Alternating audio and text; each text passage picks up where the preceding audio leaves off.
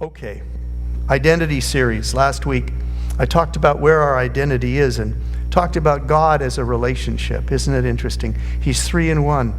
He doesn't value relationship. He is a relationship.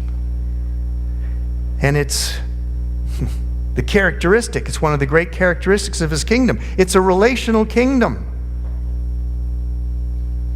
He lives between us and amongst us in our relationships. But the question is, what kind of relationship? How should we describe this relationship? What are the analogies? What are the metaphors? There are only three identities available to us. And this applies whether you're a Christian or not a Christian. It doesn't really matter. There's only three identities available to humanity. And you can live in any one of those three. It's your choice. Now, the first one is slave. Now you're thinking, what are you talking about? I'm not a slave. I've never been a part of slavery. I'm free.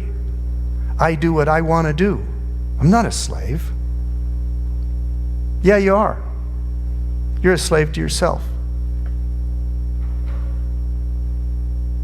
Do you know, I often think about this. It's an interesting thing to think about.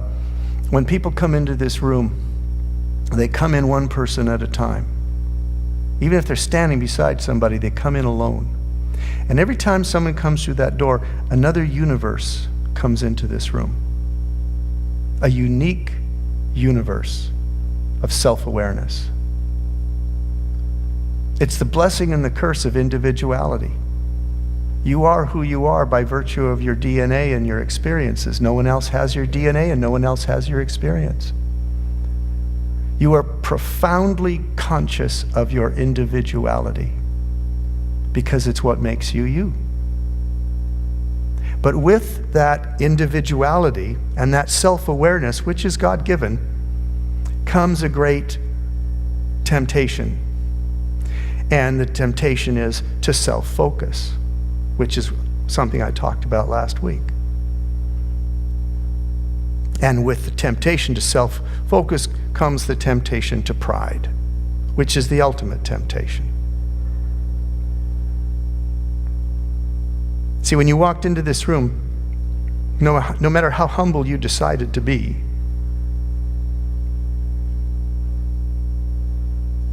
there's a part of you inside that is screaming for attention. Me. I'm different. I'm not that person over there. I'm unique, and you are. And you have a great self-will, and you have a part of you that is determined to express you,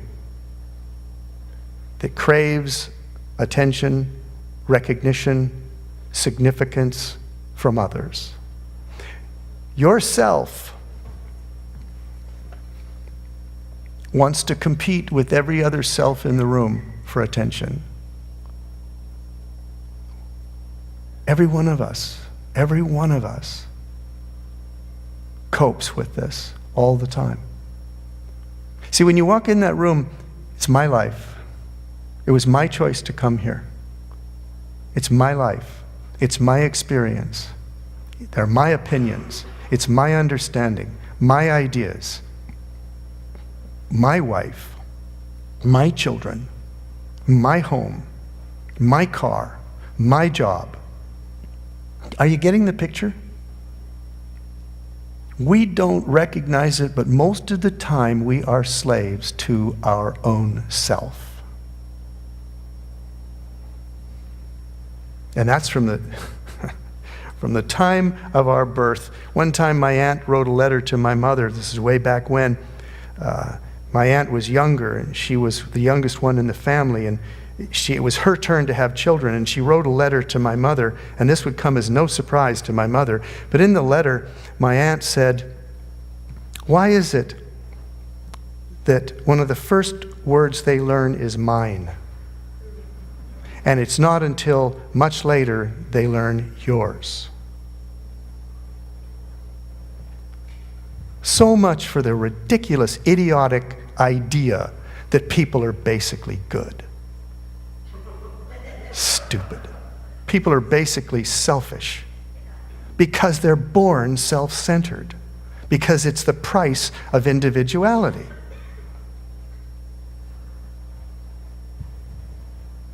So we're all born slaves to ourselves.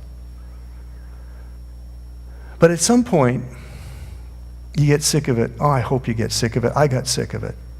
I got sick of it at about the age of 28. I didn't like myself. I would see to it that in my teens and 20s, I was never alone. I organized things with people to do something every night of the week, every single night of the week. After work, get together, do something. And believe me, it was fun. It's a great life. But the reason I was doing it is because I couldn't stand to be alone. I did not like who I was, and I was not comfortable alone with me.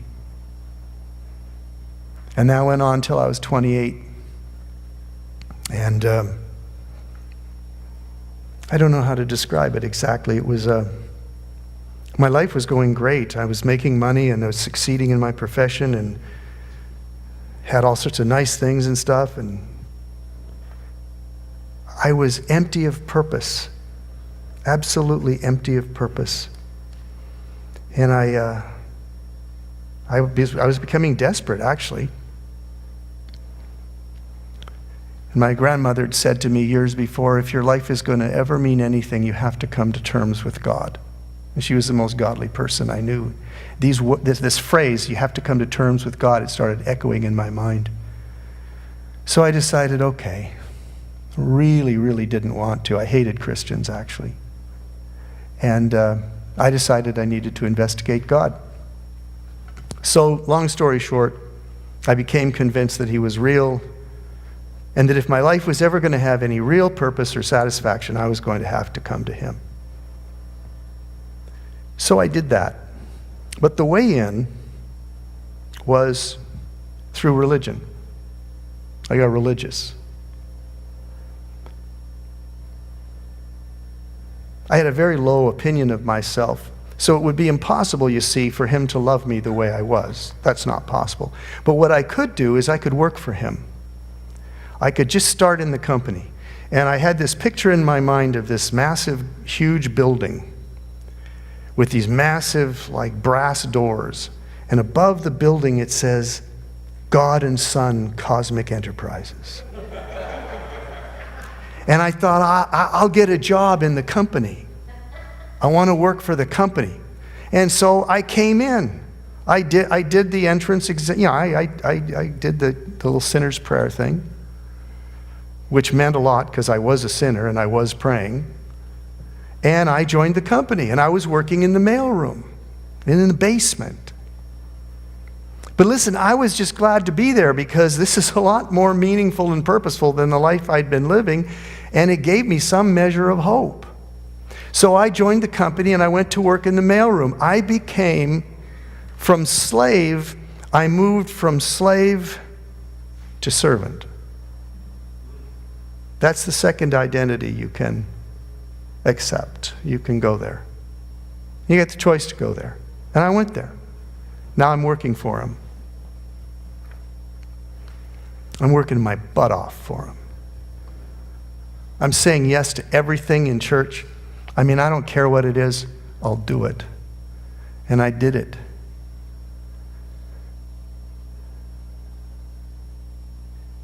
But they told me stories in the company. They told me stories that at the top of the building, there was like the executive floors. That's where my pastor was. And the worship leader, he was there too. And Moses was there. A lot of heavy people, seriously. My pastor, the worship leader, and Moses, they were up there in the executive floors, and they had a dining room where they ate great food all the time. And I never got to go. Back in the mailroom, when we heard rumors, because, we'd take stuff up and deliver to some of these offices, but we'd never really seen the executive dining room. But we were told they met every day. these guys, the heavies, and they hung out and they were friends. And we thought, wouldn't it be something, if you could like work your way up in the company, work your way up in the company, and maybe someday you could be on the executive floor and hang with those guys. But in my case, it's not possible. I'm too much of a loser. I'm too aware of who I really am. So I'll just be content as a servant working for God. Hello? We got any servants in the room? I mean, what's your identity this morning? You might still be a slave. The slave part never goes away. The self never goes away. We struggle with it until the day we die, when we're truly free of it. So some of that little slave inside is still rattling around in there, screaming to take control. So, being a servant, it makes so much sense, doesn't it? Because, and I'm going to slag some churches by saying this, but I really don't care. In many churches, that's the goal. That you'll get to the servant place and you'll just stay a servant. And it makes so much sense because the Bible's full of stuff to do. And it's got rules and it's got regulations and it's got rituals and you got to have the right version of the Bible and you got to pray the right way. And I mean, there's all this stuff that you got to get right to be a good servant. And that can kind of capture your imagination and you can just stay there. Like forever, you can stay there. You're working for God. And they clap you on the back and say, you're working for God. Isn't that great? And they build up your self-esteem by telling you you're a good servant. You're a good servant. Keep it up. Just keep on serving. You know what I discovered in that phase of my life? It's really hard to work for someone you don't know. It's hard. Gets to you after a while. Gets tiring. Just working your butt off. And you know, after a while, people telling you you're a good servant, it doesn't do it to you like it did in the early days. And the better servant you become, the more work they give you to do. Uh-oh, this is getting ugly. You see, the treadmill goes faster and it goes up. You see, as a servant, you can always do more and try harder. And the answer for every problem, do more and try harder. You know, you prayed about this for an hour. You could have prayed about it for 2 hours. You know, you searched the scriptures to find the answer for this problem, and you probably spent, I don't know, a couple hours doing that. You could have spent all day. Just do more and try harder. And what finally happens? For me, it took about, 7 years or so. I'm done. I'm exhausted. I'm working for someone I think I don't even know.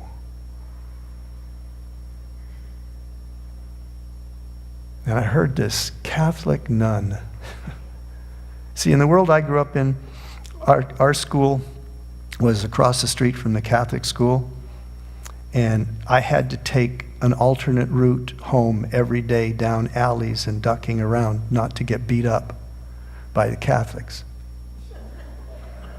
No, I'm just telling you the truth. Look, we were raised good evangelicals. Catholics are going to hell. And the Catholics were raised good Catholics. Evangelicals are hell. The walls that divide Seriously. This was the 1950s, people. This was a time of profound ignorance, not liberated like it is today.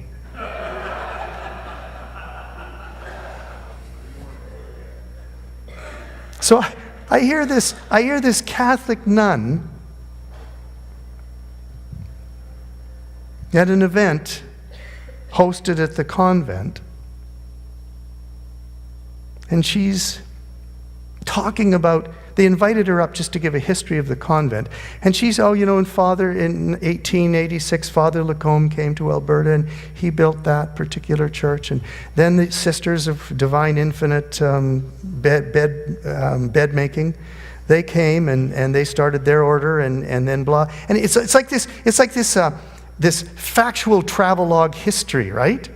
This little 62-year-old nun is giving this history, and I'm in tears. I'm crying. I don't know the Holy Spirit at this point. I have no clue about anything except I'm servant of God. And I'm in tears listening to this woman, and I can't take my eyes off of her. And then she wanders out, goes upstairs into the offices. And they told us, whatever you do, you're not allowed to leave this part of the convent. You can't go up where the nuns live or work. Well, something's going on inside and I don't understand it. Because I didn't cry easily in those days. I was a lawyer. You have your heart removed at law school. They never give it back to you.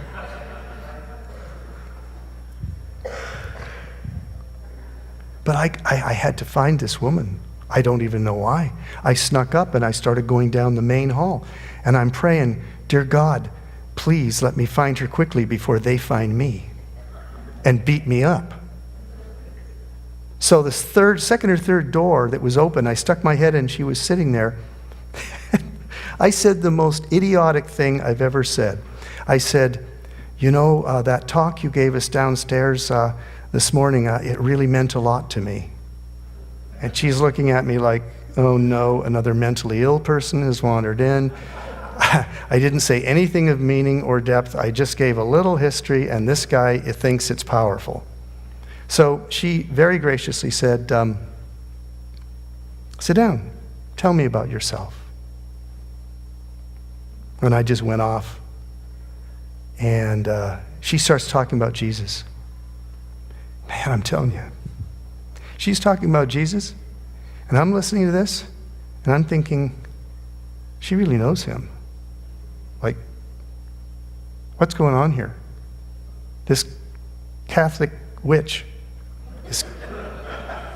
sounds like she really knows Jesus. And I interrupted her, and I said, excuse me, but when you talk about him, it's like you're on a first-name basis with him. And she said, well, yeah. I said, how do you do that? How's that possible? And she said, well, you'd have to learn to pray. I said, oh, well, let me tell you about my prayers. I do the missionaries, I do the countries in alphabetical order, I go through the whole world, then I pray for my sinful friends, then I confess my sin, that takes about a year, and then I said, I hate prayer, I can't stand it, I've tried it, it doesn't work, I hate it. And she said, no, that's not prayer. That's not what I'm talking about. I'm talking about learning how to be with God. I said, because I was a lawyer, right? I'm steeped in cynicism. I said, are you trying to tell me that there's something that I could do that when I've finished doing it, I would know Jesus like you know Jesus? She said, yeah. I said, come on. She said, no, you can do it. It works. I said, what would I have to do? She said, well, you'd have to sit still for an hour every day. I laughed. Well, we're done then. I can't sit still for 3 minutes, let alone for an hour. I negotiated. I said, how about 20 minutes? I'm telling you, this woman's full of grace and full of love. I said, how about 20 minutes? She said, no. I said, how about half an hour? She said, no. I said, okay, I'll give you 40 minutes. No, 1 hour. And there began this process of learning to be still and learning to be in his presence. And the shift that took place was shift from servant to son, which is the third identity we have access to if we want to. And the word Father became absolutely real to me. The love of the Father did it. And everything changed. I mean, everything changed. For 6 months, I thought I was a 62-year-old nun. But that wore off, thank God, and I got to be me as a child of God. As a child of God. What did Jesus say? I don't call you servants anymore. I call you friend. And what did Paul say?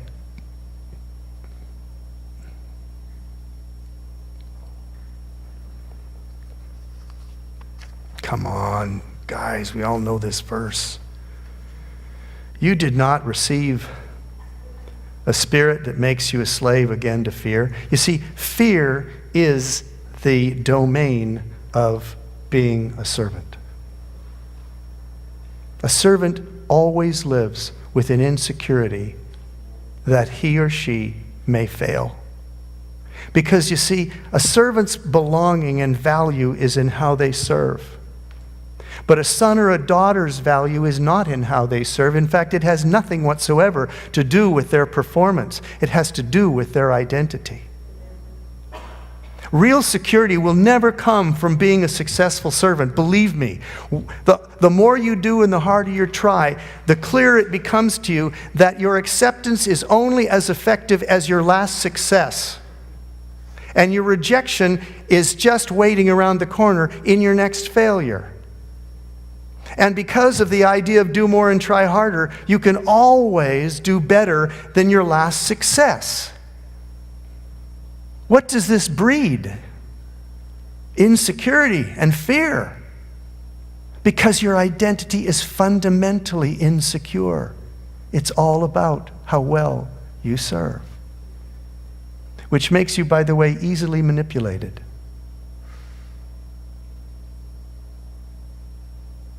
But a son or a daughter is not a slave to fear.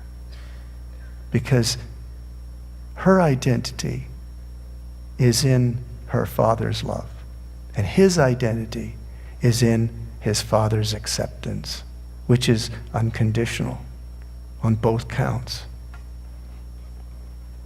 You did not receive a spirit that makes you a slave again to fear, but you received the spirit of childhood, of adoption, of sonship, of daughtership.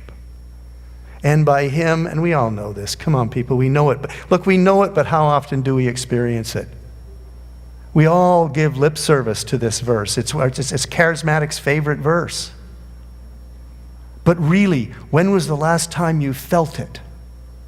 You see, knowing something in your head is not the same as experiencing it where it matters in your heart, in your identity, at the core of your being, the deepest part of who you are.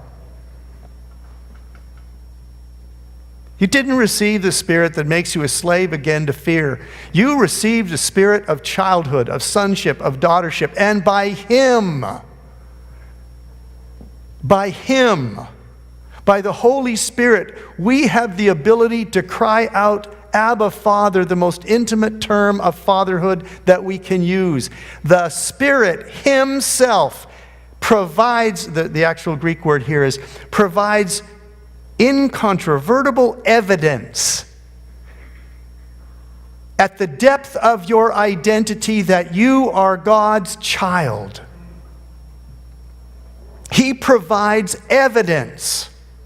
And that evidence is not the right idea in your head. It is an experience of the love of God, which is so powerful, it literally changes you and transforms your identity. It transforms your identity. When it happens to you, you don't have to wonder. You know it happened to you. You know you've been changed. And it becomes the foundation of security for the rest of your life. And you will not consider yourself a slave. And you know what? You won't just consider yourself a servant. To be quite honest with you, and you can criticize me all you want. I couldn't care less. I don't consider myself a servant of God.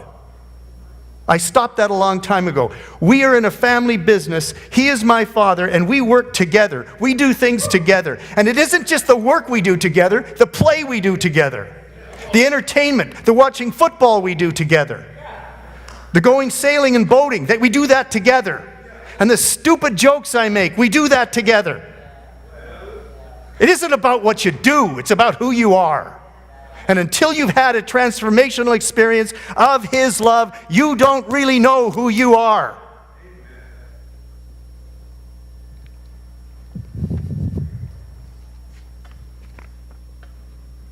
The Holy Spirit. I got to find the verse. It's the most ridiculous, absolutely ridiculous thing that God's ever done. So amazing to me. It's in John. Yeah. Oh, God, this is so good. This is amazing. He, the Holy Spirit, will bring glory to me. This is Jesus talking. He, the Holy Spirit, He, it's a person, not a thing. Quit insulting Him.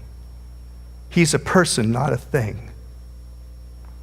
He, the Holy Spirit, will bring glory to me, Jesus, by taking from what is mine and making it known to you.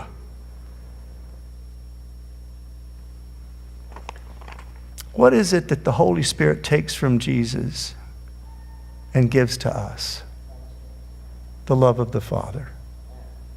The love of the Father. He takes this perfect fatherly love, perfectly expressed between Him and Jesus, who is the perfect Son. So there's no limit to the Father's love or approval coming down on Jesus. Jesus has it in great abundance, more than enough. And the Holy Spirit takes that same love of the same quality and the same quantity, and He takes it and He brings it over and He plugs it into your heart. And now you are included in the circle that is the Trinity. Because it's not a triangle anymore. It's got a whole bunch of other points. Now it's a circle. And you're part of that. And your identity has been completely transformed. And He provides this evidence which is real because it's the experience of the Father's love. And Jesus said, He said to His Father, "You have loved them even as you have loved me." Do we need any more conclusive reasoning?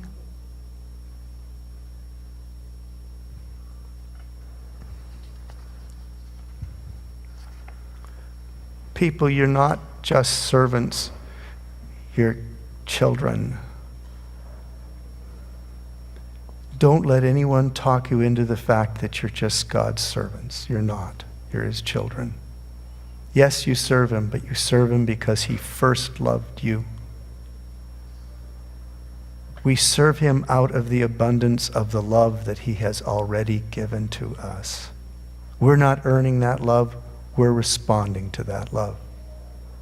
And that's the grace message.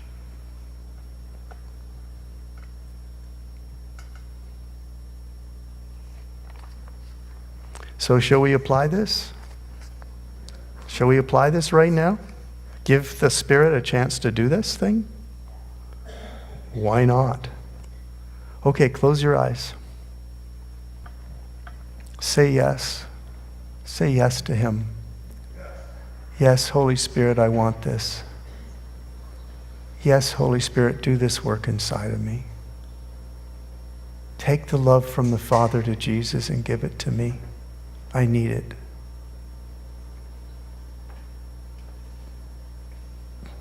Say no to the slave and say not now to the servant. Say no to the slave and say not now to the servant.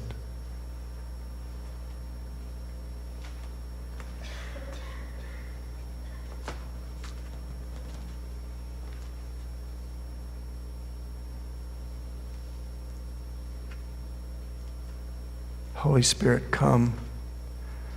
Do what you like to do best.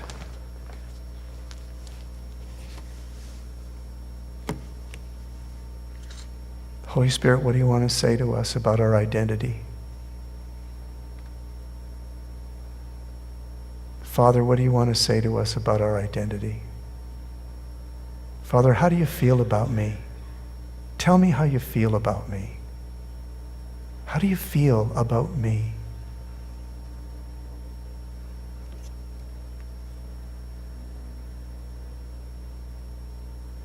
Father, is Jesus really my brother? Am I really part of the family?